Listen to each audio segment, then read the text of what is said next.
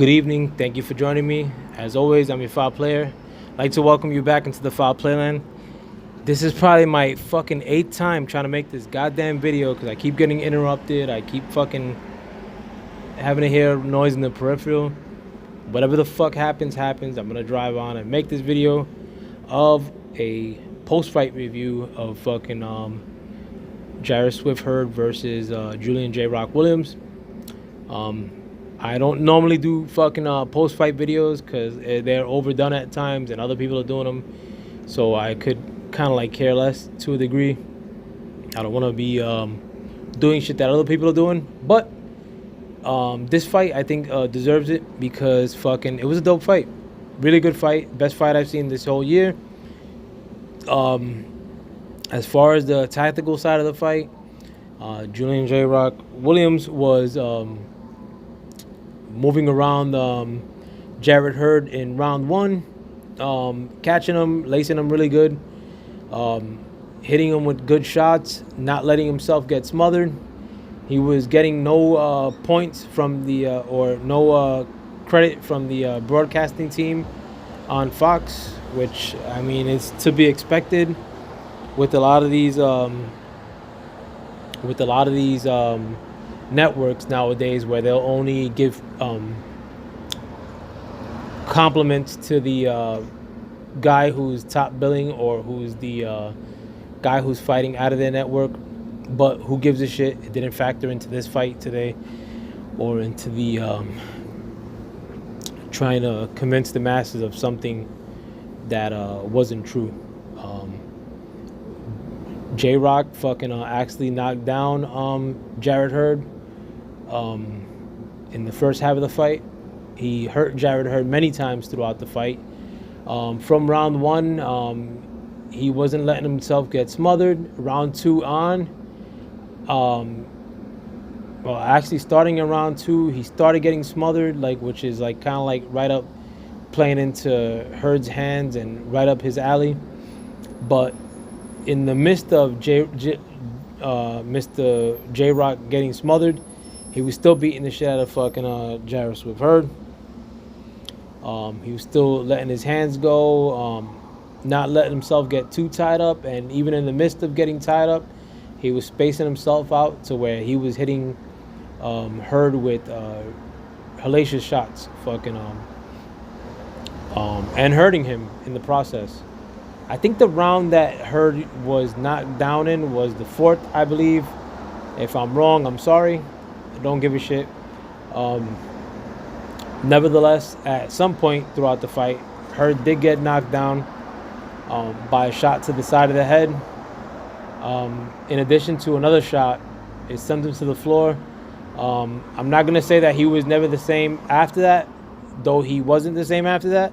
But I think he got hurt even before that, and he wasn't the same in these early portions of the fight where he was hurt. There was some points in which Hurd was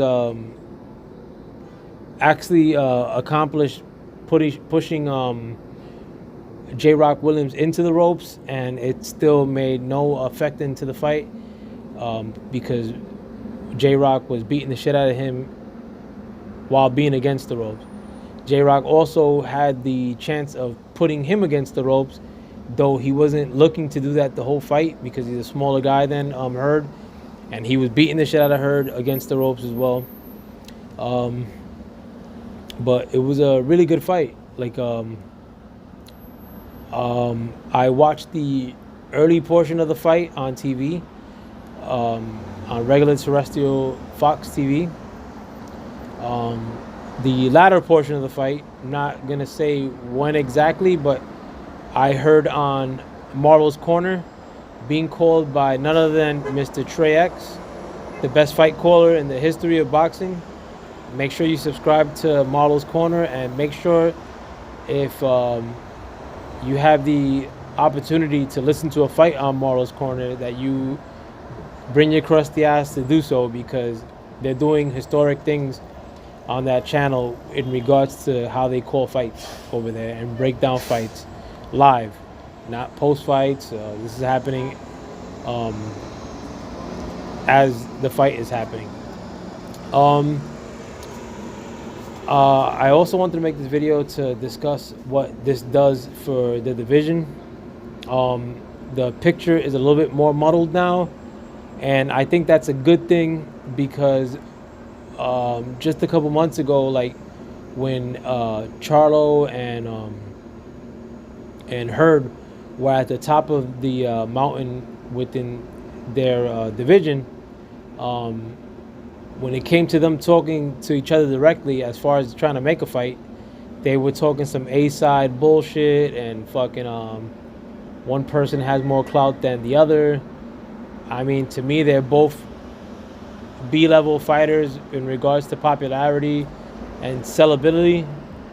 I mean, they could get to A status if they fucking beat each other, but to me, like, neither one of them is more distinguished than the other. I take no joy also in watching Hurd lose, because I actually do like Hurd, and I'm not too fucking crazy about how the Charlos act, like when it comes to the black media role.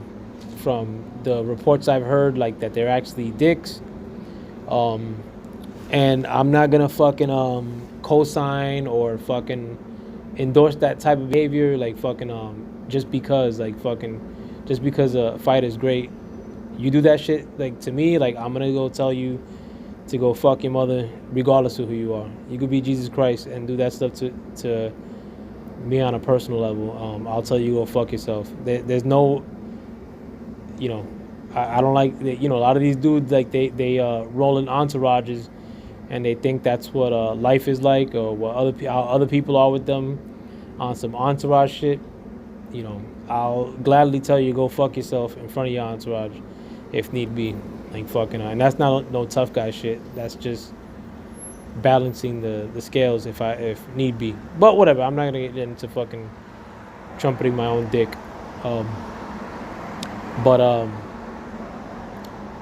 hopefully, like, you know, Charlo and Hurd, or whoever the fuck, actually just Charlo and Hurd make a bold effort and, like, a bold statement, and, like, starts really chasing the other one, like, to make a fight happen. I mean, you could safely assume that Williams and Hurd are gonna get it on again, which would, I mean, that's just bonus for me.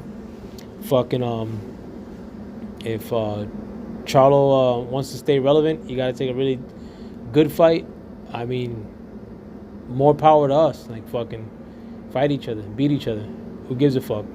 Don't protect those records, cause now all of you guys have losses. Fucking beat each other now. Like, rectify that. Like, fucking but that's my time. I mean, like I said, I don't make videos often, like regarding post fights, and I haven't been making videos in general often. Period. I've been lacking. My YouTube time is dedicated to being on Michael Johnson Boxing Talk and more streams, or Lowe's Duck and the P, Lowe's Duck and the Pimpin'. I'm usually on there, along with King Louie. Fucking make sure you subscribe to all those channels that I just mentioned. Make sure you keep listening to the fine LDBC content, Lions Den Boxing Community. Shout out to Black Media Row. Shout out to the real boxing community. Shout out to the trolls and fucking herbs. And with that, I'm out. Have a good night. Have a good weekend. Peace.